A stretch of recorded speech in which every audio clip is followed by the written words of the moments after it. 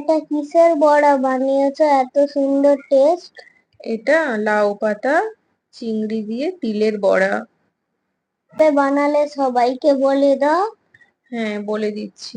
এখানে আমি সাদা তিল নিয়েছি আর নিয়েছি চিংড়ি মাছ। চিংড়ি মাছটা আগে থেকেই ধুয়ে নিয়েছি, এবার আমি তিলটা ধুয়ে নিচ্ছি। মা, আমিও একটু ধুয়ে দিই। আচ্ছা, তিলটা ধোয়ার পর আমি ছেঁকে নিলাম। এবার আমি মিক্সিতে ওটা পেস্ট করে নেব। পাতাগুলো কিন্তু ভালো করে ধুয়ে নিতে হবে। হ্যাঁ, লাউ পাতাগুলো আমি আগে থেকেই ধুয়ে রেখেছি। এবার আমি তিলটা পেস্ট করে নেব। মিক্সিং জারে দিয়ে দিলাম তিল আর দিলাম চিংড়ি মাছ আর দুটো লঙ্কা। একটা পেস্ট বানিয়ে নেব। পেস্ট বানানো হয়ে গেছে, একটা পাত্রে ঢেলে দেব।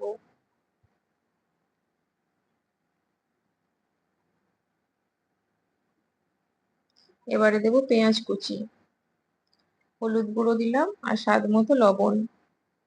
আর কিছুই অ্যাড করব না। এবার ভালো করে মিশিয়ে নেব। ভালো করে মেশানো হয়ে গেছে। এবারে একটা লাউ পাতা নিয়েছি, দিয়ে দিলাম 2 চামচ মিশ্রণটা। দিয়ে এবার ভালো করে মুড়িয়ে নিতে হবে। একটু লক্ষ্য করলেই বুঝতে পারবেন আমি কিভাবে মুড়িয়ে নিলাম। এইভাবে আমি সবকটা বানিয়ে নিলাম। এবার গ্যাসটা অন করে কড়াই বসিয়ে দিয়েছি, দিয়ে দিলাম সামান্য সর্ষের তেল। খুব বেশি তেলের এখানে প্রয়োজন হয় না। এবার আমি বড়াগুলো দিয়ে দিচ্ছি। লো আঁচে একটু টাইম নিয়ে কিন্তু ভেজে নিতে হবে। যে কোনো বড়া একটু টাইম নিয়ে ভাজলে তাহলে ভেতর থেকে ভালো করে ভাজা হয়। এইভাবে আমি সমস্তগুলো ভেজে নেব।